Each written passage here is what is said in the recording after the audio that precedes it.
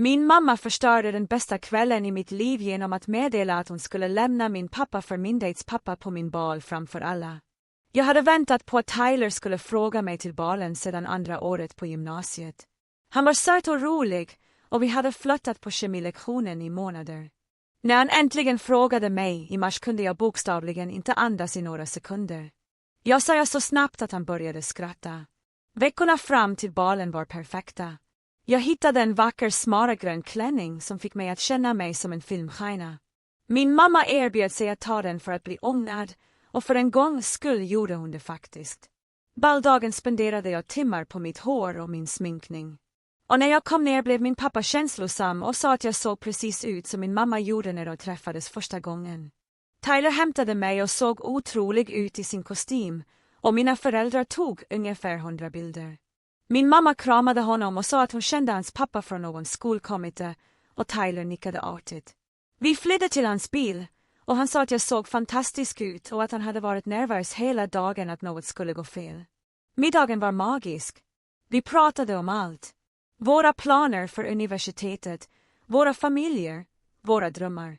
Tyler ville studera arkitektur och designa hållbara byggnader. Jag sa att jag ville bli veterinär och hela hans ansikte lyste upp. Det är perfekt för dig. Han sa, du är så omtänksam mot alla. Sedan blev han tyst och sa, jag gillar dig verkligen. Typ, inte bara som en baldejt. Jag har gillat dig länge. Jag sa att jag kände likadant och han låg så brett att jag trodde att hans ansikte skulle gå sönder. När vi kom till balen såg gymmet otroligt ut med ljusslingor och blommor överallt. Vi dansade till varje låt och han presenterade mig för alla sina vänner och höll armen om mig hela tiden. Under en långsam sång drog han mig nära och viskade, jag tror att det här kan bli den bästa kvällen i mitt liv. Jag sa att det var min också. Min telefon surrade och jag såg att det var mamma som ringde. Jag gick undan för att svara, orolig att något hade hänt hemma.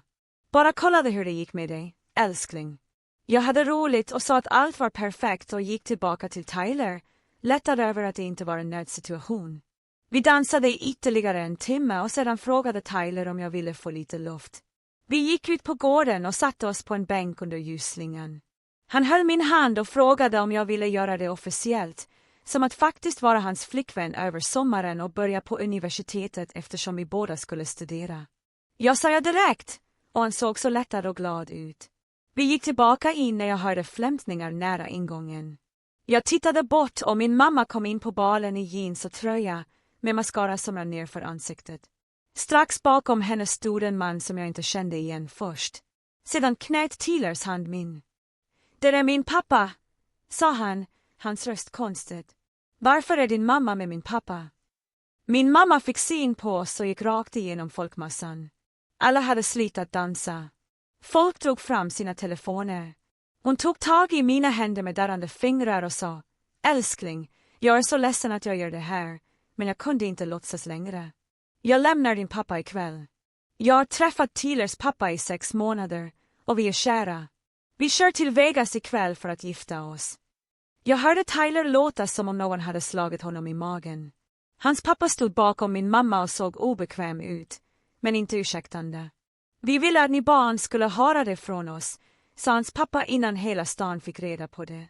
Jag tittade på Tyler och såg exakt samma skräck i hans ansikte som jag kände i bröstet. Om våra föräldrar gifte sig ikväll skulle vi vakna upp i morgon som styvsyskon. Pojken jag just gick med på att dejta skulle snart bli min familj. Mamma, viskade jag. Varför här? Varför ikväll? Torkade hon ögonen. För jag kunde inte se dig dansa med honom och veta vad som skulle hända. Det kändes oärligt. Jag trodde att du skulle vilja ha sanningen. Jag ville inte ha sanningen. Jag ville ha en perfekt kväll innan allt föll samman. Tyler släppte min hand och gick därifrån utan att säga något. Jag stod där i min vackra gröna klänning medan 300 personer spelade in min mamma när hon förstörde mitt liv. Hon försökte krama mig och jag tog ett steg tillbaka. Nästa morgon flyttade pappa ut. Tyler vill inte titta på mig i skolan. Våra föräldrar gifte sig i Vegas precis som de planerat. Och varje gång någon frågar hur min bal var måste jag bestämma mig för om jag ska ljuga eller förklara att min mamma tillkännagav sin affär framför hela min klass och förvandlade min pojkvän till min styvbror på bara 5 minuter. Hon förstår fortfarande inte varför jag är upprörd. Jag var ärlig mot dig, fortsätter hon att säga. Är det inte det du alltid velat ha? Nej, det jag ville ha var en kväll, bara en perfekt kväll innan hon tog allt annat. Måndag morgon gick jag genom skolans ytterdörrar och ljudet i korridoren bara stannade. Alla vände sig om för att titta på mig som om jag hade fått ett andra huvud eller något. Grupper av barn som hade pratat och skrattat blev helt tysta och stirrade medan jag gick mot mitt skåp. Jag kunde känna hur mitt ansikte blev varmt och mina händer började skaka när jag fumlade med mitt kombinationslås. Någons telefon var riktad mot mig från andra sidan korridoren och jag insåg att de spelade in. Min mage vred sig i knutar. Videorna från studentbalen hade uppenbarligen spridit sig över hela skolan under helgen. Jag hörde viskningar bakom mig, men kunde inte urskilja de riktiga orden. Jag tog mina böcker och smällde igen skåpet hårdare än jag tänkt. Den metalliska smällen ekade ner för korridoren och fler människor vände sig om för att stirra. Jag höll blicken i golvet och gick så fort jag kunde mot min första lektion. Varje steg kändes som att gå igenom ett minfält där jag inte visste när nästa explosion skulle inträffa. Mellan första och andra lektionen såg jag Tyler i andra änden av korridoren nära naturvetenskapslaboratorierna. Våra blickar möttes i bara en sekund innan han vände sig om och gick i motsatt riktning som om han inte hade sett det. Mig alls. Mitt bröst kändes spänt och jag var tvungen att stanna och luta mig mot väggen en minut. En tjej som hette Bethany, som jag visste var vän med Tyler, kom försiktigt fram till mig, som om hon närmade sig ett vilddjur som skulle kunna rymma. Hon rörde försiktigt vid min arm och sa att Tyler var helt förkrossad och inte hade någon aning om hur han skulle bearbeta det som hänt. Jag nickade och sa att jag förstod eftersom jag inte heller visste hur jag skulle bearbeta det. Bethany såg lättad ut över att jag inte var arg på henne för att jag tog upp det. Hon sa att Tyler hade varit hemma hos henne hela helgen och knappt pratat med någon. Sedan kramade hon min arm en gång och gick iväg till nästa lektion. Jag stod där och tittade på henne gå och kände mig mer ensam än jag någonsin känt mig i hela mitt liv. Vid lunchtid stod jag inte ut längre. Tanken på att gå in i den där kafeterian där alla stirrade och viskade gjorde mig illamående. Jag gick rakt förbi lunchkön och gick till kuratorns kontor istället. Sekreteraren tittade upp när jag kom in och hennes ansiktsuttryck förändrades från professionellt till sympatiskt på ungefär 2 sekunder. Sa hon till mig. Herr MC Kini kunde se mig direkt och surrade mig till hans kontor. Samuel MC Kini var äldre, kanske 50 eller så, med grått hår och vänliga ögon bakom stålbågade glasögon. Han reste sig upp när jag kom in och pekade på en bekväm stol mittemot hans skrivbord. Jag satte mig ner och han lutade sig tillbaka i sin egen stol och väntade bara tyst. Jag insåg att han inte tänkte få mig att förklara allt eftersom han redan visste. Hela personalen visste förmodligen vid det här laget. Det borde ha fått mig att må sämre, men på något sätt var det en lättnad att inte behöva berätta historien igen. Herr MC Kini frågade hur jag mådde och jag sa ärligt att jag inte var säker. Han nickade som om det lät helt logiskt. Vi tillbringade de kommande 40 minuterna med att skapa en plan för att klara oss igenom den sista skolmånaden. Han gav mig tillåtelse att äta lunch på biblioteket istället för i kafeterian och sa att jag kunde få förlängningar på alla uppgifter om jag behövde dem. Han skrev ut ett pass som jag kunde visa lärarna så att de visste att det var officiellt. Sedan lutade han sig fram och sa vänligt att jag kanske ville prata med någon utanför skolan om familjesituationen. Han gav mig en lista över terapeuter i stan som arbetade med tonåringar och deras familjer. Jag vek ihop pappret och stoppade det i fickan och tackade honom. När jag gick ut från hans kontor kändes det som om jag faktiskt kunde andas för första gången på hela dagen. När jag kom hem den eftermiddagen gick jag in och hittade mamma sittande vid köksbordet med Tylers pappa. De hade färgprover utspridda över hela bordet i olika nyanser av beige och grått. Mamma tittade upp med ett strålande leende och sa att de valde färger till vårt nya blandade familjehem. Tylers pappa nickade och höll upp 2 prover och frågade vilken jag gillade bäst. Jag stirrade på dem båda och kände ilska stiga upp i bröstet som varmt vatten som höll på att koka över. Det avslappnade sättet de planerade våra liv tillsammans som om ingenting hade hänt fick mig att vilja skrika. De betedde sig som om vi alla bara skulle flytta ihop och bli en stor lycklig familj. Som om de inte hade förstört allt på balen inför 300 personer. Som om Tyler och jag inte undvek varandra i skolan för att det gjorde för ont att titta på varandra. Jag ställde min ryggsäck på disken och sa till mamma att jag flyttade in hos faster Lori tills examen. Mammas leendet försvann och hon såg genuint chockad ut. Hon reste sig från bordet och sa att jag var dramatisk. Tylers pappa vred sig obekvämt i stolen men sa ingenting. Mamma gick fram till mig och sa att jag behövde ge deras äktenskap en chans och att vi alla kunde arbeta igenom det här tillsammans som en familj. Jag tog ett steg tillbaka från henne och kände min röst bli högre när jag berättade för henne att hon förstörde min relation med Tyler och förödmjukat mig inför alla jag känner. Hon missade helt poängen att det här inte handlade om att ge hennes äktenskap en chans. Det här handlade om att hon skulle ta bort alla chanser Tyler och jag kunde ha haft. Hennes ögon fylldes med tårar, men jag tyckte inte alls synd om henne. Jag vände mig om och gick upp för att börja packa. Pappa dök upp den kvällen efter att mamma ringt honom. Jag hörde dem bråka nere medan jag drog ut kläder ur min byrå och stoppade dem i sopsäckar. Pappa kom upp till mitt rum och såg utmattad och besegrad ut. Hans axlar hängde och det fanns mörka ringar under ögonen som om han inte hade sovit på flera dagar. Det hade han förmodligen inte. Han satte sig på kanten av min säng och tittade på mig packa för en minut utan att säga något. Sedan berättade han att han skulle skaffa en lägenhet tvärs över stan och att jag var välkommen dit när jag ville. När han höll med om att faster Loris hus var mer logiskt eftersom det bara låg 10 minuter från skolan. Han hjälpte mig att bära ner väskor till hans bil medan mamma stod i dörröppningen och såg sårad och förvirrad ut. Tylers pappa hade gått någon gång under packningen. Pappa lastade den sista väskan i sin bagageutrymme och kramade mig hårt innan vi körde till faster Loris. Faster Lori väntade på sin veranda när vi kom fram. Hon kom ner för trappan och omslutade mig i en enorm kram som varade länge. Pappa bar in mina väskor medan faster Lori tog mig direkt till gästrummet. Hon hade redan rensat ut garderoben och lagt rena lakan på sängen. Hon sa att det här var mitt utrymme nu så länge jag behövde det. Sedan gjorde hon något som fick mig att vilja gråta av lättnad. Hon ställde inte 1 miljon frågor om vad som hände eller berättade för mig hur jag borde känna inför något av det. Hon kramade bara min hand och sa att hon var glad att jag var där. Pappa stannade kvar en stund och hjälpte mig att packa upp och sedan kramade han oss båda adjö. Efter att han gått gjorde faster Lori grillade ostsmörgåsar och vi åt dem medan vi tittade på något matlagningsprogram på tv utan att prata mycket. Det kändes fridfullt på ett sätt som hemma inte känns på evigheter. Nästa eftermiddag dök Elsie upp hos faster Lori direkt efter skolan. Hon drack 2 pins glass och leende medlidsamt. Vi satt på verandan och åt chokladkakdeg direkt från behållarna. Elsie berättade att hennes pappa Harold ville att jag skulle veta att jag kunde prata med honom om jag ville. Harold Peterson var familjeterapeut och Elsie sa att han hade hjälpt många barn genom röriga skilsmässor och familjegrejer. Hon pressade mig inte att göra det, utan bara lät mig veta att erbjudandet fanns där. Jag tänkte på listan som Mr. MC Kini hade gett mig och insåg att det kanske kunde hjälpa att prata med någon som faktiskt förstod den här typen av saker. Jag frågade Elsie om hennes pappa verkligen skulle vara okej med det och hon nickade entusiastiskt. Hon tog fram sin telefon och smsade honom direkt. Han svarade inom några minuter och sa att han hade en ledig onsdag efter skolan om jag ville ha den.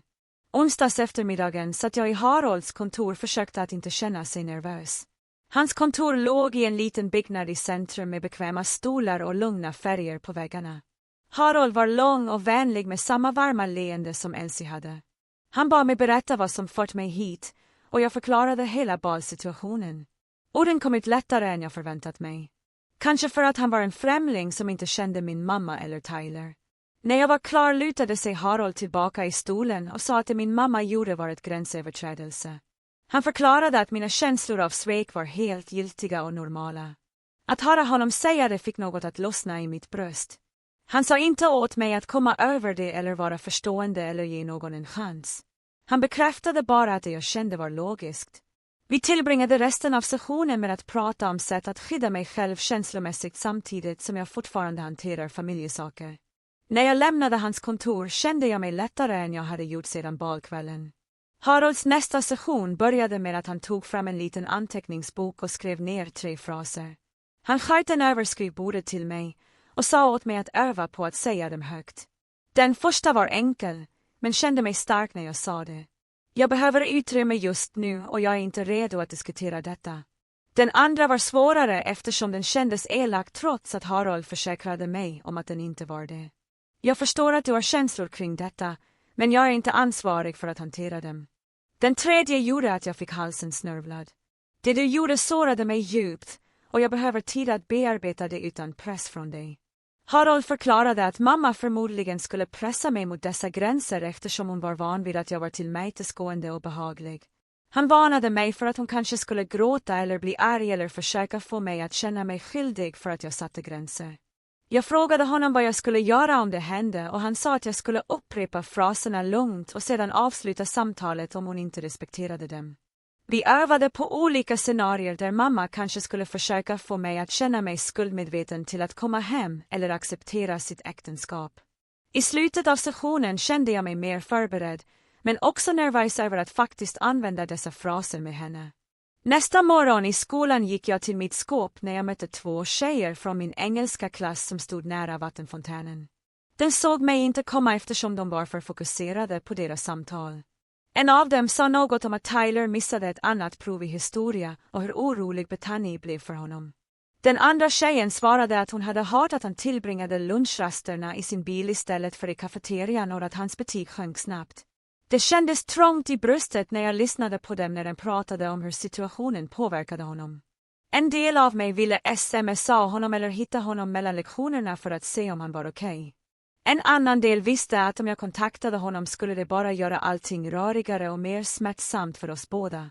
Jag gick snabbt förbi dem innan de märkte att jag stod där och tillbringade resten av dagen med att försöka att inte tänka på att Tyler satt ensam i sin bil och undvek alla.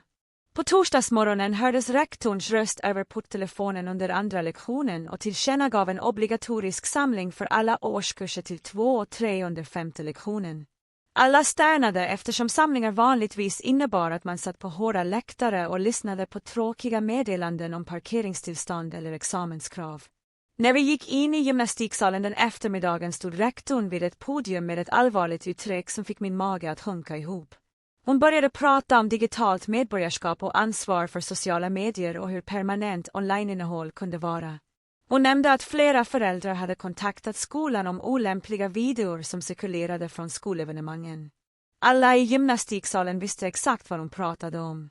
Även om hon aldrig sa ordet bal, kunde jag känna hur folks blickar gled mot mig och sedan snabbt bort när jag tittade i deras riktning. Mitt ansikte brände hett och jag stirrade på mina skor medan rektorn muttrade på om att tänka efter innan man postade och respektera människors integritet. Sammankomsten varade i 30 minuter och varje sekund kändes som en timme. När den äntligen tog slut tog Elsie tag i min arm och drog ut mig genom en sidodörr innan någon hann säga något till mig. Min telefon började surra konstant den kvällen med sms från mamma. Den första frågade när jag planerade att komma hem eftersom mitt rum började bli dammigt och hon saknade mig. Den andra sa att vi behövde arbeta igenom detta som familj och att det inte var hälsosamt att undvika varandra. Den tredje blev mer desperat och sa att hon inte förstod varför jag var så kall och distanserad. Jag stirrade på meddelandena länge och kom ihåg Harolds gränsfraser. Jag skrev ut mitt svar noggrant och använde nästan exakt vad han lärde mig. Jag behöver utrymme just nu och jag är inte redo att diskutera det här. Jag hör av mig när jag är redo att prata. Mammas svar kom omedelbart tillbaka och sa att det inte var rättvist och att jag straffade henne för att hon var ärlig om sina känslor. Jag tog ett djupt andetag och skickade ett nytt meddelande. Jag förstår att du har känslor kring det här, men jag är inte ansvarig för att hantera dem. Jag behöver tid. Hon ringde mig 3 gånger i rad, men jag svarade inte. Till slut skickade hon ytterligare ett sms där hon sa att jag var dramatisk och sårande. Jag stängde av telefonen och gick för att hitta faster Lori, som gjorde varm choklad åt mig och inte ställde några frågor om varför jag såg upprörd ut. Fredags eftermiddagen stannade jag till vid pappas nya lägenhet för att hämta några läroböcker som jag hade lämnat där veckan innan. Jag knackade på dörren och pappa svarade. Han såg trött men glad ut att se mig. Han släppte in mig och jag gick direkt till gästrummet där jag hade staplat mina böcker på skrivbordet. Jag höll på att samla ihop dem i min ryggsäck när jag hörde en ny knackning på dörren. Pappa öppnade den och jag hörde Tylers pappas röst i vardagsrummet. Min hela kroppen stelnade och jag stod fast i sovrummet i hopp om att han skulle gå snabbt. Istället hörde jag fotsteg komma ner för korridoren. Och sedan stod Tylers pappa i dörröppningen och såg obekväm ut. Han harklade sig och sa att han hade hoppats på att springa på mig eftersom han ville be om ursäkt. Hans ord lät inövade, som om han hade repeterat dem framför en spegel. Han sa att tajmingen för tillkännagivandet var dålig och att han hoppades att vi så småningom skulle komma överens som familj. Han sa, mamma älskade mig verkligen och ville reparera vår relation. Varje ord kändes ihåligt och falskt, som om han läste från ett manus som någon annan hade skrivit för honom. Jag reste mig upp och tittade honom rakt i ögonen. Min röst blev stadigare än jag förväntade mig när jag berättade för honom att han och mamma hade tagit något speciellt från både mig och Tyler och förvandlat det till en mardröm vi aldrig skulle glömma. Jag sa att det de gjorde på balen inte bara var dålig timing. Det var grämt och själviskt och det förstörde något som betydde något för oss båda. Tylers pappas ansikte blev rött och han började säga något om hur kära de var och förtjänade också lycka. Jag avbröt honom och sa att jag inte brydde mig om hans rättfärdiganden och att jag behövde att han skulle gå. Han såg chockad ut som om ingen någonsin hade pratat med honom på det sättet förut. Han mumlade något om att hoppades att jag skulle förstå någon dag och gick sedan snabbt utan att säga adjö till pappa. När han hade gått satte jag mig på sängen och skakade av adrenalin. Pappa kom in och kramade mig hårt och sa att han var stolt över mig för att jag stod upp för mig själv. Den lilla tillfredsställelsen jag kände av att göra Tylers pappa obekväm varade resten av kvällen. Lördag morgon dök Elsie upp hos faster Loris hus med ett bestämt uttryck i ansiktet. Hon meddelade att vi skulle gå till slutet av vår konstutställning på skolan oavsett om jag gillade det eller inte. Jag försökte argumentera för att jag inte var redo att möta alla, men Elsie ville inte. Hon sa att det inte var ett verkligt alternativ att gömma sig för alltid och att jag behövde bevisa för mig själv att jag kunde gå igenom de där korridorerna med huvudet högt. Faster Loris stödde henne och sa, ibland är den enda vägen förbi rädslan rakt igenom den. Till slut jag gick med på det och bytte om till rena jeans och en tröja som inte såg ut som att jag hade gett upp livet. Konstutställningen var i huvudhallen och kafeterian med studentmålningar och skulpturer utställda på bord och väggar. När vi kom in kunde jag känna trappan direkt. Folks samtal sjönk till viskningar när de såg mig, och några av dem brydde sig inte ens om att vara subtila med att peka.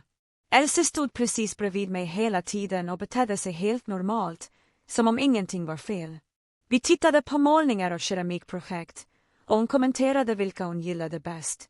Jag höll axlarna bakåt och hakan uppe, trots att mina händer skakade i fickorna. Vi stod nära en stor abstrakt målning när jag lade märke till Tyler på andra sidan av utställningen. Han tittade på samma konstverk från sin vinkel och våra blickar möttes av misstag tvärs över utrymmet.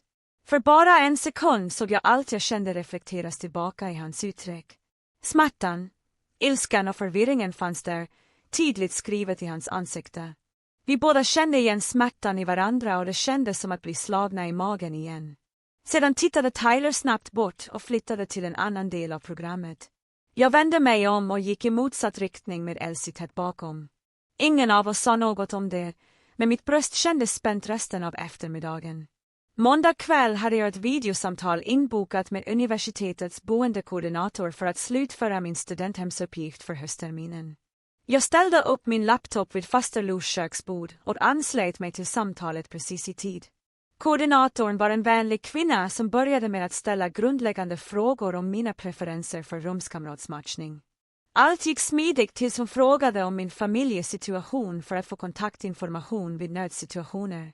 Hon behövde veta vem hon skulle ringa om något hände mig på campus. Frågan träffade mig hårdare än jag förväntat mig och plötsligt grät jag framför en främling som försökte förklara att min mamma hade gift sig med min baldates pappa och att jag inte ville att hon skulle listas som min primära kontaktperson. Orden kom ut blandade och rariga mellan snyftningarna.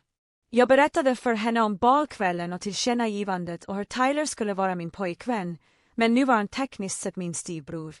Koordinatorns ansiktsuttryck skiftade från professionell artighet till genuin sympati. Hon lät mig gråta en minut. Innan hon vänligt sa att hon förstod och att familjesituationer kunde vara komplicerade. Hon drog upp mina papper på sin skärm och frågade om jag hade andra familjemedlemmar som jag hellre ville lista istället. Jag gav hennes moster Loris information och pappas nya adress och telefonnummer.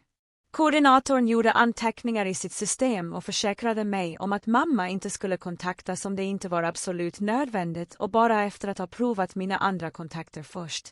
Sedan nämnde hon något som fick mig att må lite bättre. Hon sa att universitetet hade rådgivningstjänster tillgängliga för alla studenter kostnadsfritt och att många använder dem för att hantera familjestress och livsförändringar. Hon skickade mig en länk till rådgivningscentrets webbplats och föreslog att jag kanske borde boka en tid tidigt på terminen innan det blev för hektiskt. I slutet av samtalet kände jag mig dränerad, men också lättad över att åtminstone en del av mitt liv höll på att bli organiserad på ett sätt som kändes tryggt. På tisdagsmorgonen gick jag in i auditoriet för examensövning och fick omedelbart syn på Tyler. Han stod nära scenen med en grupp killar från hans studenthemsvåning och skrattade åt något någon sa. I samma sekund som han såg mig försvann hans leende och han tittade snabbt bort. Jag hittade en plats längst bak och tog fram min telefon för att se upptagen ut. Examenskoordinatorn började ropa upp namn i alfabetisk ordning för att öva på vår kö.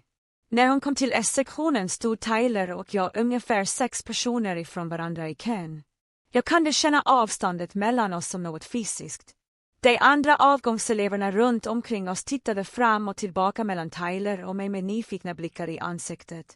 Ingen sa något, men den tafatta känslan hängde i luften tillräckligt tät för att jag skulle kvävas. Vi sprang igenom ceremonin 2 gånger och båda gångerna höll Tyler blicken framåt och axlarna stela. Under paus mellan genomgångarna gick jag på toaletten bara för att undkomma den konstiga spänningen. När jag kom tillbaka hade Elsie reserverat en annan plats åt mig längre bort från där Tyler satt. Övningen var slut och alla gick ut och pratade om examensfester och sommarplaner. Tyler gick ut genom sidodörren utan att titta tillbaka en enda gång. På onsdags eftermiddagen satt jag och läste i soffan hos faster Lori när någon knackade hårt på ytterdörren. Faster Lori öppnade den och jag hörde mammas röst säga att hon behövde prata med mig om examen. Jag fick ont i magen. Faster Lori gick ut och stängde dörren bakom sig och jag kunde höra den prata lågmält på verandan. Efter 1 minut kom faster Lori tillbaka ensam och berättade att mamma ville diskutera vem som skulle sitta var på ceremonin. Jag gick fram till dörren och öppnade den. Mamma stod på verandan med sin handväska i båda händerna. Hon började prata snabbt om hur hon och Tylers pappa ville sitta tillsammans som familj och att hon hoppades att jag skulle vara okej med det. Jag tog ett djupt andetag och använde en av Harolds fraser. Jag sa att jag skulle meddela henne mina beslut om examen, men att jag inte diskuterade dem just nu. Mammas ansikte blev rött och hon sa att vi behövde lösa det här tillsammans. Faster Lori klev fram bredvid mig och sa att jag hade uttryckt mig tydligt och att mamma behövde respektera det. Mamma tittade mellan oss som om hon inte kunde tro vad som hände. Hon öppnade munnen för att argumentera, men faster Lori log bara artigt och sa, kanske då kunde prata en annan gång när alla var lugnare. Mamma vände sig om och gick tillbaka till sin bil utan att säga adjö. Torsdag kväll hämtade pappa mig och körde mig till den italienska restaurangen vi brukade gå till vid speciella tillfällen. Vi beställde pasta och han frågade hur jag höll ut med examen så fort. Jag sa att jag klarade mig, men att allt kändes konstigt och komplicerat. Pappa sträckte sig över bordet och kramade min hand. Han sa att han var väldigt stolt över hur jag hanterade allt, och det krävde mycket styrka. Sedan förändrades hans ansiktsuttryck och blev allvarligare. Han sa att skilsmässan började bli rörig eftersom mamma ville skynda igenom allt så fort som möjligt. Hon pressade på för en snabb uppgörelse så att hon kunde gå vidare med sitt nya liv helt och hållet. Pappa sa att han försökte se till att det ekonomiska var rättvist och att han fick vad han hade rätt till efter 20 års äktenskap. Han såg trött ut när han sa det och jag insåg att han förmodligen inte så mycket. Jag frågade om han hade en bra advokat och han nickade och sa ja, men hela processen var utmattande. Vi åt upp middagen och han körde mig tillbaka till faster Lori. Innan jag klev ur bilen kramade han mig hårt och sa att vi skulle klara det här tillsammans. Fredag morgon vid frukosten frågade jag pappa något jag hade funderat på i veckor. Jag ville veta om han hade någon aning om affären före studentbalen. Pappa satte sig ner med sin kaffekopp och tittade ut genom fönstret en lång stund. Till slut sa han att han misstänkte att något var fel månaderna före studentbalen. Mamma hade varit distanserad och distraherad och hon hittade hela tiden anledningar att vara borta från huset för skolkommittémöten som verkade bli väldigt sena. Han sa att han aldrig hade kunnat föreställa sig att det var en affär och definitivt aldrig trodde att det var med Tylers pappa. När han tittade tillbaka på mig var hans ögon så ledsna att jag fick ont i bröstet. Jag insåg att pappa själv kämpade med sin hjärtesorg samtidigt som han försökte vara stark och stöttande för mig. Han hade förlorat sin fru och sitt äktenskap och kände sig förmodligen lika förrådd och förvirrad som jag. Jag sa att jag var ledsen att han också gick igenom detta, och han gav mig ett sorgset leende. Han sa att vi båda gick igenom det och att vi åtminstone hade varandra. Måndag eftermiddag var jag i biblioteket och arbetade med en sista uppsats när Betania kom fram till mitt bord. Hon satte sig mitt emot mig och höll rösten låg. Hon sa att Tyler hade bett henne berätta något för mig. Mitt hjärta började slå snabbare och jag stängde min laptop för att fokusera på vad hon sa. Betania förklarade att Tyler verkligen var ledsen för att han undvek mig och betedde sig som om jag inte existerade. Hon sa att han hade hanterat mycket ilska mot sin pappa och att han inte visste hur han skulle skilja det från hela situationen med mig. Tyler kände sig skyldig över hur allt gick till och han visste att det inte var mitt fel mer än hans. Betania såg obekväm ut med att framföra budskapet, men hon fortsatte. Hon sa att Tyler gick till en terapeut. Nu för att bearbeta sina känslor kring sin pappas val. Han ville att jag skulle veta att han inte klandrade mig för någonting och att han hoppades att jag mådde bra. Jag kände att något lossnade i bröstet som hade varit spänt i veckor. Jag sa till Betania att låta Tyler veta att jag förstod helt och att jag inte heller klandrade honom för något av detta. Hon såg lättad ut som om hon hade varit orolig att jag skulle bli arg. Sedan nämnde hon något annat nästan nonchalant. Hon sa att Tyler hade bestämt sig för att bo hos några vänner från hans studenthemsvåning istället för att göra den slumpmässiga rumskamratsuppdraget. My stomach dropped because I knävåtet med ant. Tyler Andy had talskedebent rooming near age outer at state back when we two it we were going to be dating. We had looked at the hosing options together and made plans about which staining house we would at and which classes we may take together. Now, the was actively hanging to the plans to make sure we would stay into each shoulder on campus. But Hannah must have sent some mating on me face because she quickly said she was sure it wasn't personal, but we would knev it was personal. Even if Tyler didn't mean it to hurt me. After Betania left, I sat in the library for another hour, not really working on me paper. Requested reads is on Spotify now. Check out link into description or comments. The full weight of what our parents had done hit me all over again. Tyler and I were supposed to be starting college together as a couple, excited about our future. Instead, we were making hosing decisions specifically to avoid each other because our parents had destroyed any chance we had it being together. We hadn't done anything wrong, but we were the ones paying the price for their shoes. All the plans we had made that perfect night at prom before everything fell apart were gone now. Tyler had to rearrange his entire college experience to cope with Familjedrama had never asked for. I had to do the same thing. Vi var both just trying to survive submitting näter of US created or wanted. Wednesday afternoon, I had another session with Harold at his office, and I told him about Tyler's message through Betania and about finding at a hanger his hosting plans at state. Harold listened carefully and then asked me how that made me feel. I told him it felt like losing Tyler all over again. First, I lost the chance to date him, and now I was losing the future I had imagined where we would be together at college. Harold nodded and said what he was feeling was grief. He explained that he wasn't just mourning the end of a romantic relationship, but also the loss of a specific future he had been looking forward to. Although the plans and dreams he had built up in my head were gone now, and it was okay to be sad about that. They reminded me that he was allowed to what could have been villa also moving forward with my life. The two things weren't opposites. I could be sad about what I lost and still build a good future for myself. It helped to hear him say that out loud.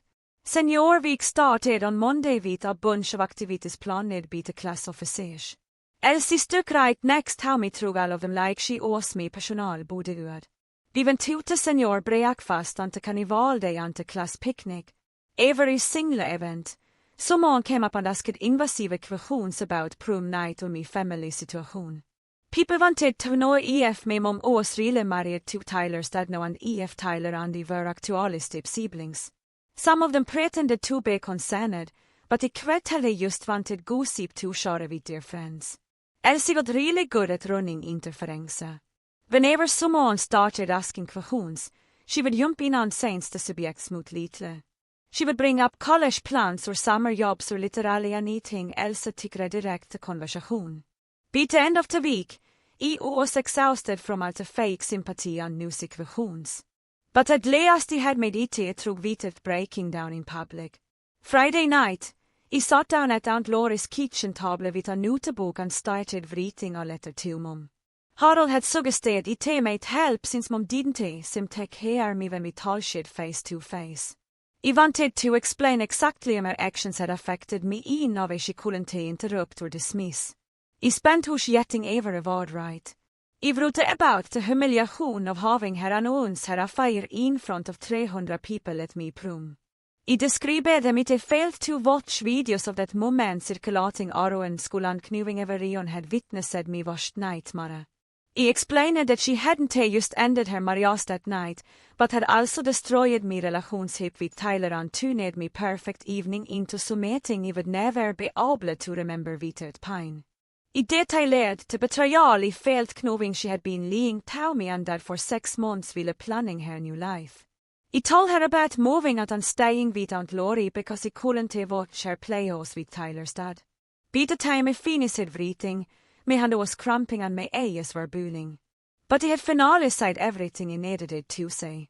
I folded the letter carefully and put it in an envelope. The next morning, I drove to Mom's house when I knew she would be home alone. Tyler's dad's car wasn't in the driveway, which made it easier. I knocked on the door and Mom answered looking surprised to see me. She invited me in, but I stayed on the porch and handed her the envelope. I told her to read it when she had time, and that I needed her to really think about what I wrote. She started to open it right there, but I turned and walked back to me car before she could say anything. 2 hours later, my phone rang with Mom's number. I almost didn't answer, but something made me pick up. Her voice was shocked, and I could tell she had been crying. She said she read me letter 3 times, and she never meant to hurt me the way she did. She kept apologizing over and saying she said she could take back she handled everything. Then she said something that made my stomach twist. She told me she understood I was upset, but she deserved to be happy, too, and that sometimes happiness required hard shoes. I closed my eyes and felt the familiar frustration building in my chest. She still didn't yet it. Her happiness had cost me everything, and she was treating it like some kind of her trade. I took a deep breath and used one of Harold's boundary process. I told Mom I would attend graduation and be civil at family events, but I needed her to stop pushing me to have a relationship with Tyler's dad. I said I needed her to stop pretending we were one big happy family when we clearly weren't. She was quiet for a long time, and then she said okay. In a small voice, she agreed to give me space and respect me boundaries. It wasn't the full understanding I wanted, but it was something. Graduation rehearsal was scheduled for Tuesday afternoon in the auditorium. I valked in vid Elsie and immediat Ellis of Tyler sitting in the tidroof. The student organizer was a singing seats alphabetically, and of course, our last names put US near each other. I sat down to seats away from him and started straight ahead. The rehearsal coordinator went through the whole ceremony process, explaining when we would walk and where we would sit. When she had US practice walking across the stage, Tyler and I ended up in close together. Vi stod där awkwardly for a 5 minutes while other students got their instructions. Finale, Tyler cleared his throat and said my name quietly. I looked at him and saw lika as uncomfortable as he felt. Beside this whole situation wasn't for 2 either of us. I nodded and told him I knew that. We both acknowledged that our parents had made sure that destroyed something good between us. It felt strange to be talking to him after weeks of careful avoidance. I looked down at his hus and then back at me. He told me how was sorry me Mom put me through everything at prom. I felt something loosen in my chest and I told him I was sorry he did the same to him. We stood there looking at each other and I saw the same hurt in his eyes that he felt every day. It was the first real conversation they had since that horrible night and it felt both healing and heartbreaking at the same time. The coordinator called us forward tech practice walking and the moment ended. We went through our lines and got our diplomas and then rehearsal was over. Tyler gave me a small nod as we left and he nodded back. Graduation day arrived on Saturday morning. I woke up at Aunt Laurie's house and got ready carefully. Dad picked me up and we drove to school together. He told me and proved how awesome me for making it through the hardest month of my life. Elsie met us in the parking lot and they walked into the building together. I had specifically requested that Mom and Tyler's dad sit on the opposite side of the auditorium from Dad and Aunt Laurie. When I walked into the staging area, I saw Mom across the room. She waved at me and I waved back but didn't go over. Tyler's dad was standing next to her and they looked away. The ceremony started and they filed into the auditorium in our caps and gowns. I could see Dad and Aunt Laurie and Elsie sitting together in the middle section. Mom and Tyler's dad were on the far left, just like I requested. They had actually respected me boundary, which felt like a small victory. The principal gave a speak about our futures and achievements.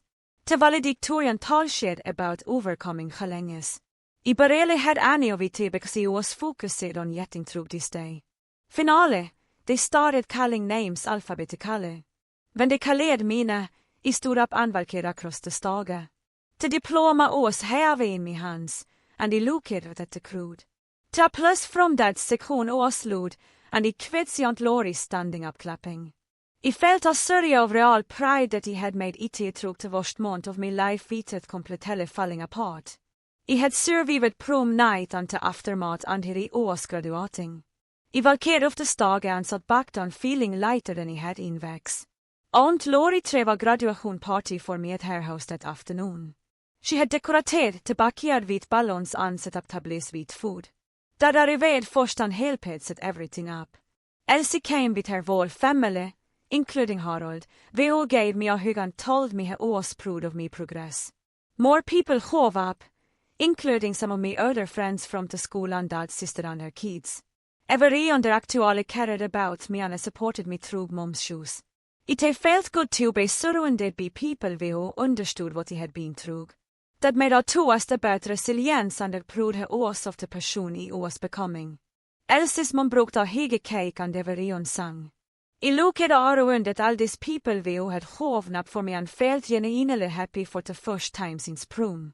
Me phone buzzed with a text from Mom asking if she could stop by the party. I looked at the message for a minute and then typed back that today was for the people who supported me through her shoes. It felt harsh typing it, but Harold had told me that setting firm boundaries was important for me healing. She didn't respond and he put me phone away. The party went on forhus and the låg här and ate cake and felt normal. That night, I was scrolling through social media in bed when I saw Tyler had posted a photo from his graduation party. They was smiling into pictures surrounded by his friends. We were both having separate celebrations with the people we all cared about us. I looked at his genuine smile into photo and then talked about Amy had smiled at me party, too. Maybe we were both starting to find a way forward despite everything our parents had done. It didn't fix what happened, but it felt like maybe we could both survive this and be okay eventually. I liked the photo and then closed it up. Summer arrived utan sticky. I needed det tøfste I busse, så jag applied for jobs and got hired at a lokal veterinary clinic as a kennel assistant. To work was mostly cleaning case and feeding animals, but I loved being around to dogs and cats. Working with animals felt good after months of dealing with complicated human emotions. My first day, the head vet doctor, Burke showed me around and explained me duties. She was patient and kind and didn't ask about my personal life. I spent my days taking care of the animals, and it kept my mind occupied. The dogs were always happy to see me, and the cats didn't care about me familjedrama. It was exactly what I needed. I spent the next 5 weeks getting comfortable at the clinic and learning the routines. Dr. Burke started letting me observe her during appointments after I'd been there about a month. She'd call me into the exam rooms and explain what she was checking for while she examined the animals. I watched her calm down nervous dogs and handle scarred cats with patience. She showed me to listen to a dog's heart and lungs and talked me the signs of common health problems. Between appointments, she'd quiz me on animal anatomy and explain why certain treatments worked. I soaked up everything she told me and took notice in a little notebook he kept in my scrubs pocket. One afternoon, she finished her examining a golden retriever puppy and tuned told me ville the owner was paying at the front desk. She said she could tell he had a realgift for working with animals and asked if they told about me college plans. I told her they'd been accepted to state and wanted to study veterinary medicine. Her whole face lit up and she told me that was wonderful news. Then she offered to let me shadow her during more complex appointments and procedures so I could all experience before starting college. I felt this rush of excitement because getting hands-on experience at an actual clinic was exactly what I needed. Dr. Burke became a mentor over 2 summervecks and he started saying what my future career would actually look like. That called me one evening ville I was at Aunt Laurie's house doing laundry. Vi såg different on the phone. Less tidigare than had I been sounding latterly. We asked if I could meet him for dinner the next day because I had some news to share. I felt nervous wondering what it could be, but agreed to meet him at our favorite dinner. The next evening, I slid into the boat across from him and I ordered but burgers and fries like we used to before everything fell apart. He waited until the for arrived and told me his stivosje lavier had kallir vitan uppdata.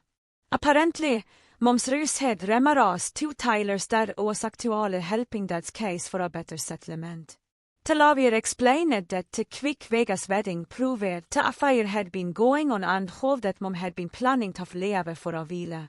This meant that could argue for a more favorable division of assets and possibly even yet some of the retirement money Mom had wanted to keep. I felt this vague mix of emotions hearing the news. Part of me felt bad that Mom's impulsive choice was backfiring on her. But another part of me felt a grim satisfaction knowing her actions had consequence beyond just destroying me prom night and my relationship with Tyler. That side I wasn't trying to be vindictive, but I wanted to make sure he was treated fairly after everything that happened. I told him I understood and that he was glad he was standing up for himself. We finished here our burgers and talked about other things, but I kept thinking about them Mom's inability to write or plan ahead had hurt her in ways she probably never considered. I was getting coffee till local hoppa 5 days later when I spotted Bethany sitting at a corner table with her laptop. She looked up and waved me over before I could see the weather to approach. I sat down across from her and we made avkvad small talk for a minute about summer jobs and college prep. Then she brought up Tyler without me having to ask. She told me I was doing better now that I had a job at a landscaping company and was staying busy preparing for college. She said the physical verksamhet to help him process everything that happened. Then she mentioned something that surprised me. She said Tyler had started seeing a therapist to work through his feelings about his dad's affair and the whole prom situation. I felt genuinely glad hearing that because I knew from my sessions with Harold and mug therapy had helped me. Bethany said Tyler was still angry at his dad, but he was learning to separate that anger from other parts of his life. She told me he decided to room with friends at state instead of doing random roommatösing because he wanted to start college with people we already knew his situation and would stay with him. I understood that completely since he'd been dreading the possibility of having to explain everything to a stranger. Bethany finished her coffee and said she tog Tyler and de might eventually be able to be friendly again on sen och time passerad. I wasn't sure about that, but I appreciated her trying to help us both here. We said goodbye and he welcomed back to me car feeling oddly hopeful that maybe Tyler was finding his way through this mess just like I was. That evening, Aunt Laurie asked me to sit with her in the living room after dinner. She had this serious look on her face that made me worried something was wrong. But then she smiled and told me she wanted to talk about my plans for college breaks and holidays. She said she'd been watching me handled everything since prom night and she was proud of the maturity they have in dealing with such a difficult situation.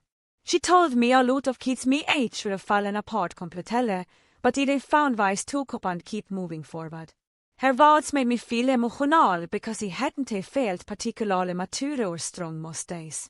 Then she said something that really meant a lot to me. She told me I was welcome to stay with her during college breaks and holidays if we didn't want to navigate the awkwardness of being at Mom's.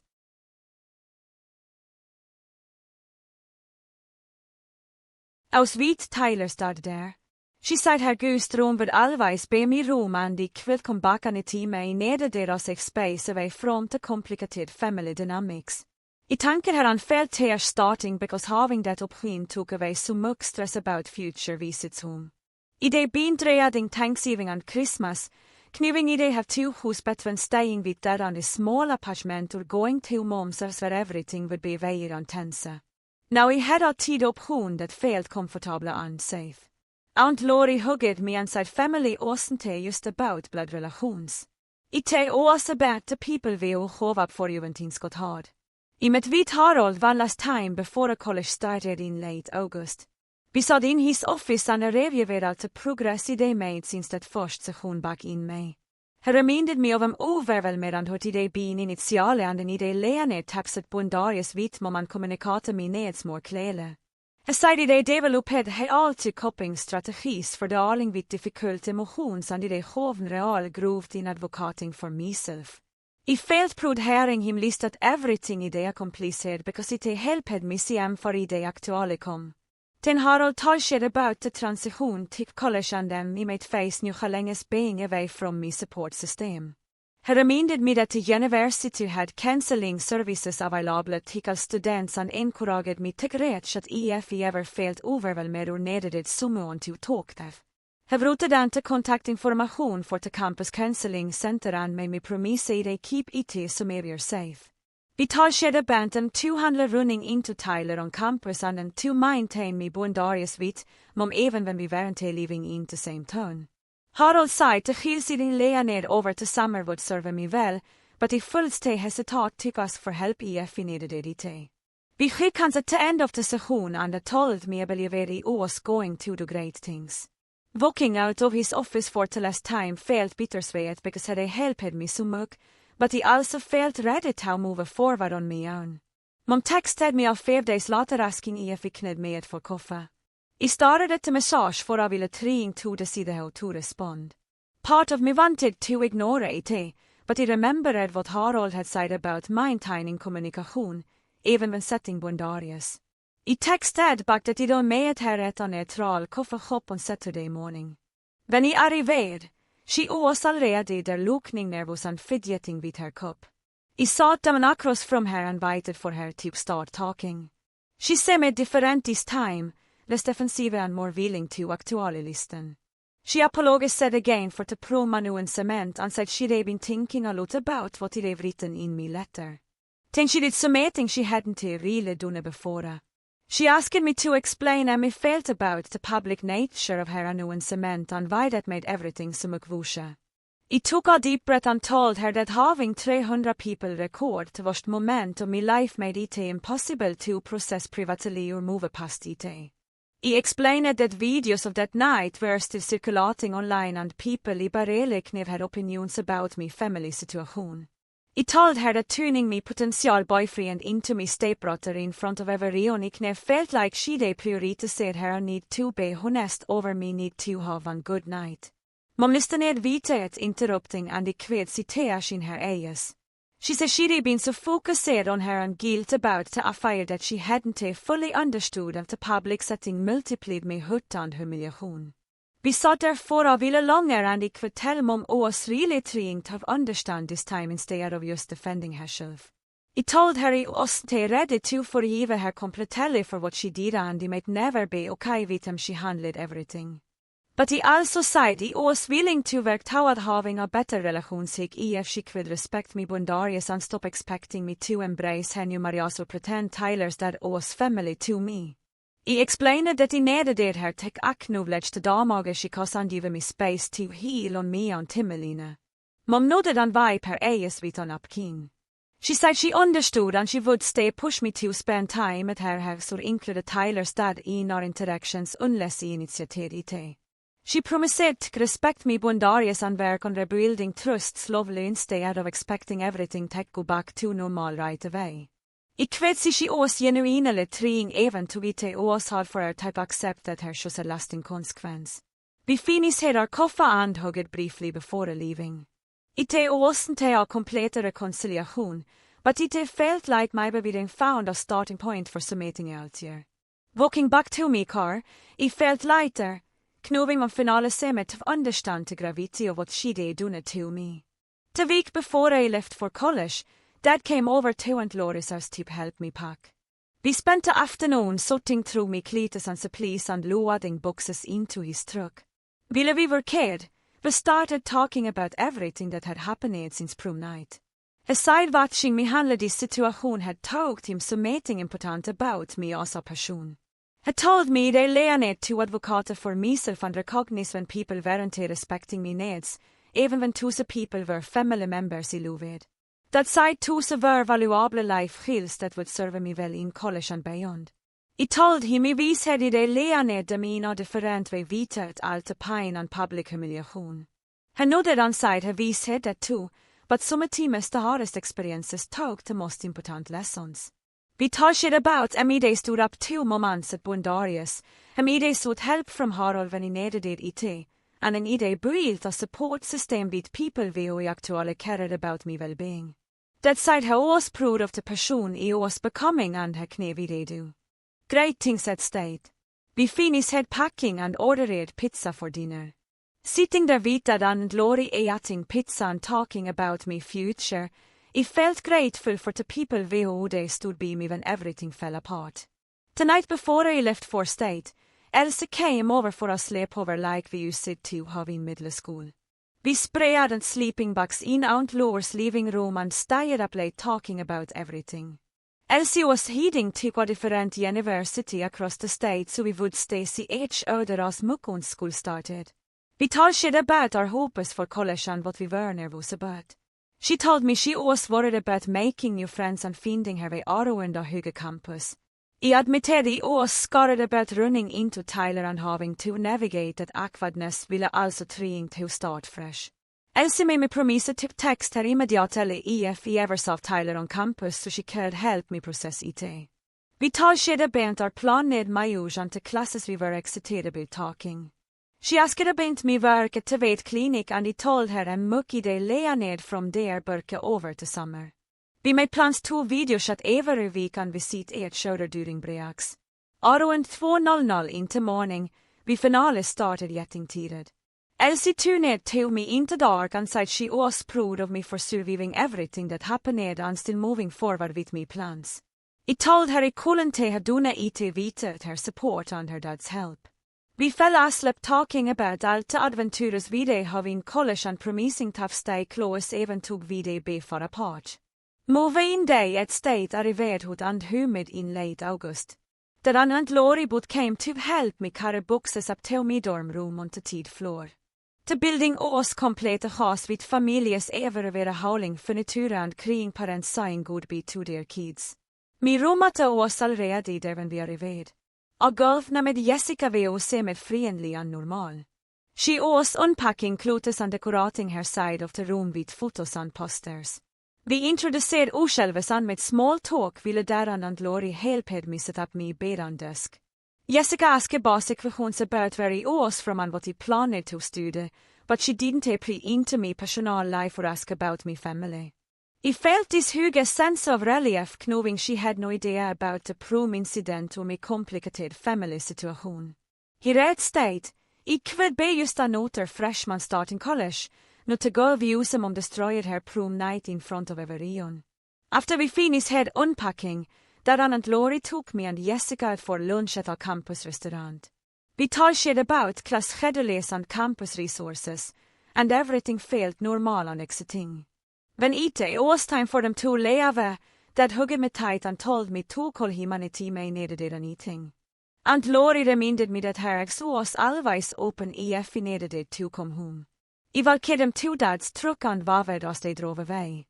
Standing there on campus watching them leave, I felt scared and excited and hopeful allet ons about this fresh start when whatever knew me story. The first week of classes, I found a flyer for the private club meeting on a bulletin board outside the science building. I showed up on Wednesday evening to a classroom full of students who actually wanted to talk about animal medicine instead of me Familjedrama. A girl named Rachel sat next to me and started telling me about her volunteer work at a wildlife rehabilitation center. En student was planning to specialise in lære animal medicine and work with horses. I listened to every on charade goals and felt something shift inside me. For the first time since prom night, I was in a space where I was just an student with dreams about helping animals. Nobody here knew about the videos or the scandal or any of it. When it was my turn to introduce myself, I said I wanted to be a veterinarian and have worked at a clinic over the summer. Rachel asked which clinic, and we ended up talking for 20 minutes after the meeting about different veterinary specialties. Walking back to my dorm, I realized that I got almost 2 hours without thinking about Tyler or my mom or that horrible night. I was crossing the mine quad in mid-September when I saw him. Tyler was walking with a group of guys about 50 ft away, logging at something one of them side. My whole body went rigid and I stopped moving. He looked up at the same moment and our eyes met across the grass. For a 5 seconds, we both just stood there frozen while students walked between us. Then he gave me a small nod, just a quick acknowledgement that we they seen each other. I nodded back and kept walking in my original direction. My heart was pounding, but it wasn't the awful crushing feeling I expected. It was more like closing other that had been left open. We they seen each other and survived it, and the all didn't end. Biology lab became my favorite part of the week. I was good at the precise work of preparing slides and documenting observations. My lab partner was quiet and focused, which meant we got our work done efficiently. The professor, a woman med der Lavson, valkade Aron checking everyone's progress during our tid lab session. She stopped at our station and looked at me slide preparation and notice. She told me I had excellent attention to detail and asked if I considered getting involved in undergraduate research. I said I didn't know that was an option for freshmen. Dr. Lavson wrote den her office house on a piece of paper and told me to stop be if I was interested in learning more about research opportunities in the biology department. I folded the paper carefully and put it in my backpack. Someone thought I was good at something. Someone saw potential in me that had nothing to do with being the girl from the prom disaster. Mom started calling every Sunday afternoon like clockwork. The first 5 calls were avkvad with long silences and careful topic avoidance, but after a 5 weeks, we found our rhythm. She asked about me classes and I told her about biology lab and the private club. I asked about her job and she told she about work projects. Neither of us mentioned Tyler's dad unless he brought it up first, which she mostly didn't. It wasn't a close relationship we had before a prom, but it was something I could manage. She said me to understand that I needed it in textiles surface level for now. During our 4th call, she asked if I'd be coming home for fall break, and I told her I was planning to stay with Dad. There was a person she said, "Okay," in a small voice. I almost felt bad, but then I remembered standing in that gym in mycket intressanta feeling passerad. A flera inte studentcenter advertiser a support group for students dealing with family transitions. I valkade past IT 3 times before a finale talking a photo of the meeting information. The first session I attended was in a conference room in the counseling building. About 8 other students sat in a circle with a counselor who introduced herself and explained the group format. We went around sharing why we were there. One girl's parents had divorced over the summer. A guy's dad had come out and left his mom. Another student's mom had remarried someone with kids, and the blended family was a disaster. When it was my turn, I said my mom had an affair and married me prom date's dad, making us step siblings. Of 5 people's eyes widened, but nobody looked at me like I was a circus attraction. The counselor thanked me for sharing and moved on to the next person. Hearing everyone else's stories made me realize it wasn't uniquely cushioned. Lots of people had parents who made sure that messed up their kids' lives. We were all just trying to figure out them to deal with it. Fall break arrived in October and it took us to Dad's new apartment instead of going back to the house where Mom lived with Tyler's dad. Dad had rented a small 2-bedroom place across and with basic furniture and hardly any decorations. He said med embarrass said about an empty it looked, but he told him it was perfect. We went grocery shopping together and made spaghetti for dinner. That asked about school and he told him about Dr. Lavson's research opportunity offer and to private club. He looked proud and said he always knew they do great things.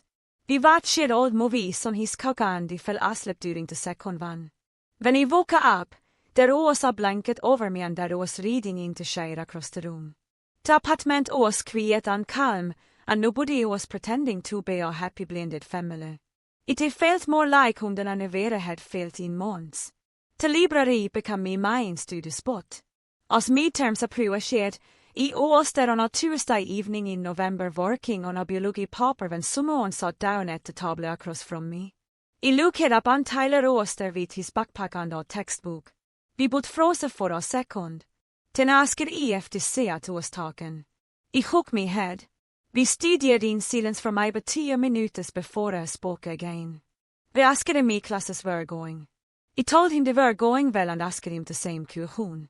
I said the architecture studio was intense, but I really liked it. We talked for a 5 minutes about adjusting to college and the different it was from high school. His voice was careful and so was mine. We weren't friends, but we weren't enemies either. Just to people vi har utsett to nå körde trying to be normal. Tyler mentioned had my good friends in his storm and said to be settling in okay. Then I said I hoped I was doing well, too. I told him I was and realized the aktuelle med entité. For the first time since that awful night at prom, I could honestly say I was doing okay. He nodded like he understood and went back to his textbook. We studied at the same table for another hour with talking muck. When I packed up to leave, beside it was good to see me. I said the same thing back. Walking out of the library, I felt lighter somehow, like we had been carrying something heavy and had finally been able to set it down. Finals week hit in early December, and I spent long hos in the library and my dorm room studying. My biology final was comprehensive and covered everything from 10 till the semester. I made flashcards and diagrams and reviewed all my lab notes. The night before the exam, I felt nervous, but also confident. I det worked hard all semester, and my grades reflected it. Jessica commented that I seemed really focused and driven compared to a lot of other freshmen. I told her I had a rogue summer, and college felt like a fresh start where I could control me on success. The biology final went well, and so did my other exams. When grades posted before a winter break, I had a solid GPA and felt genuinely proud of what I accomplished. I built a life here at state that belonged entirely to me. Not the girl view som ruined her prom, not Tyler's almost stepsister. Just me, working toward my dreams of becoming a veterinarian and doing well at it. An email appeared in my inbox a 5 days before I was supposed to had 2 dads for winter break. The sender was there, Burke from the clinic back home. She said she had from me that I was doing well at state and studying private. She wrote that she loved to have me back next summer if I was interested and that she might have a research project involving canine rehabilitation that I could help with. She said she'd been impressed with my work ethic and natural ability with animals during the summer. Having someone believe in my abilities like that felt incredible. I read the email 3 times and think I did to tell him. But soon did happy and sighed, Doctor. Burke had asked him for my email address of 5 days earlier. I wrote back to there Burke right away saying I'd leave to work with her again and learn more about the research project. For the first time in months, I felt excited about going home. Not because of the town itself, but because he had something meningsfullt to return till that I enigt through me on hard work. Christmas break arrived, and I packed me car with eno klutes for 2 weeks, split between different houses. That had told me I was welcome to stay with him to all time. And Aunt Laurie said the same thing. Mom had texted asking about me plans, and I used the boundary process Harold told me to explain I see. Her for a 5 hus, but needed space to process everything that had happened. She replied with a sad face emoji, but said she understood. The drive home from state took 3 hus, and he spent most of it listening to music and thinking about them different break field from the summer. Back then, I åsravand angru and couldn't imagine feeling normal again. Now he had routines and friends and good grades and a sense of control over me and life that nobody could take away from me. I pulled into Dad's apartment complex first, and I came at to help me carry me back inside. His place was small, but Kosevit furniture had picked himself and photos of US on the walls. Vi ordered pizza and watched a movie and I asked about me classes vited bringing up more to divorce or any of the heavy stuff.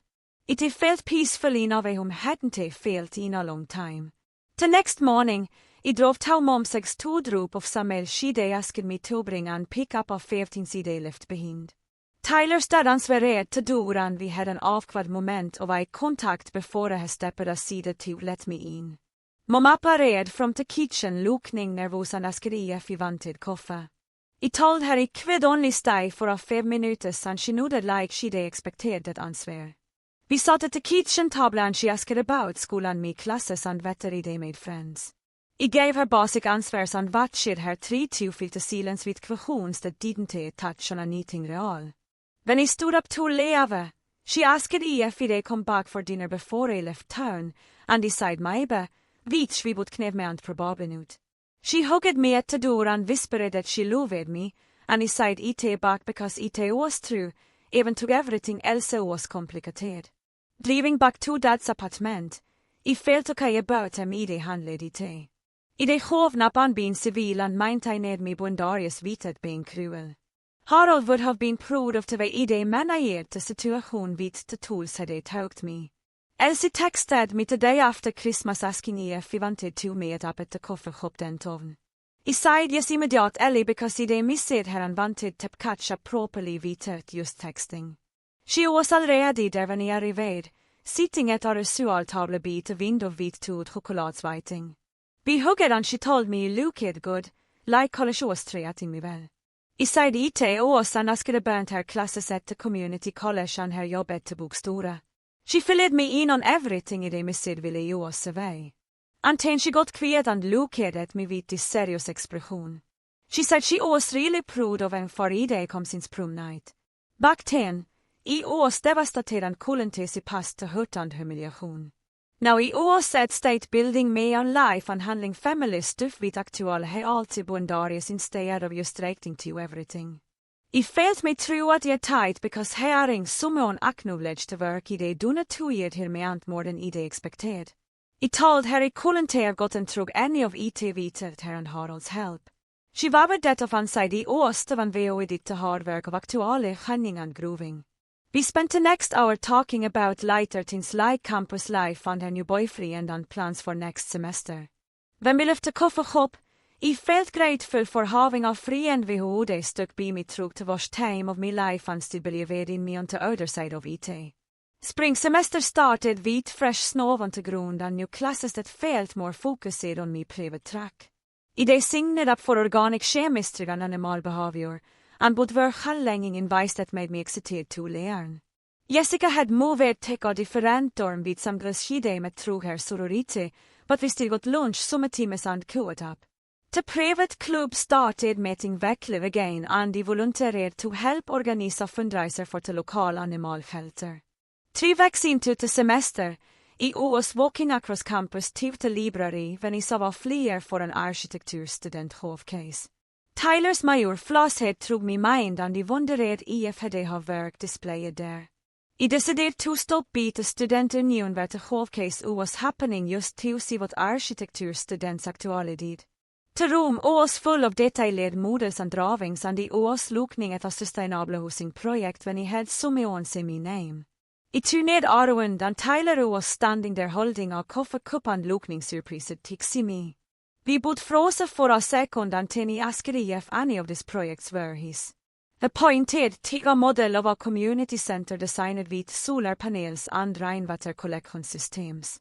I told him it was really impressive and asked about the design process. They explained his concept and seemed to relax as a talshed about something he was passionate about. Then he asked me classes were going and I told him about organic chemistry and animal behavior. Vi talsked for mig på 10 minuter så bänt skolan där plans för tillsammans vad vi var lärning. His var så oss friendly så oss mina. Där oss nu akvadnässor pain inte konversation. Just to people vi sit to no shoulder catching up like normal college students. Mentioned oss doing väl had joined an intramural soccer team. I said oss glad oss settling innan med antitien inele. When I said Julia tipped a library, when nuderan said ite oss good to see me. I said the same thing back on Valkyr if I feeling lighter than I had in months. To walk back to me dorm took 15 minutes, and I spent a whole time thinking about a mucker hanged since that awful night at prom. Mom's shoes had destroyed the perfect night I det imaginerade and tuned me vol old upside down in front of every on I knev. She they talking something beautiful and made it into. On nightmare that got record and shouted and talked about for vex. For a long time, I took that night had ruined everything, that I never be able to move past the hurt and humiliation and loss. But standing in my dorm building lobby, I realized that wasn't actually true. Mom's shoes had destroyed one night and one relationship and forced me to deal with familjedrama I never asked for. They made me senior year harder and my transition to college more complicated. But they hadn't destroyed me future. I was still here at state studying to become a veterinarian like I always planned. I had good grades and friends and a jobb lined up for the summer vid DR Amberburka. I de lea ned and tauset boendarius and stand up for myself and hos WHO got access to my time and energy. I de survived something that felt impossible to survive and come out stronger on the other side. Tyler and I would probably never be what we almost were that night before everything fell apart. But we de but he led enog to be shin tekers öder and vi skeds öder väl, which felt like it's on shin of victory. Tins didn't turn out to be planned back when I was high school senior picking at a green dress and dreaming about prom. But I was innerly okay now. Building a life I was proud of and learning that I was strong enough to handle whatever came next. That was something I never took did I be able to say, and it felt good to finale min ite. And it's pretty much ite. I could probably talk about this all day. If you pick it up one useful thing here, mission accomplished.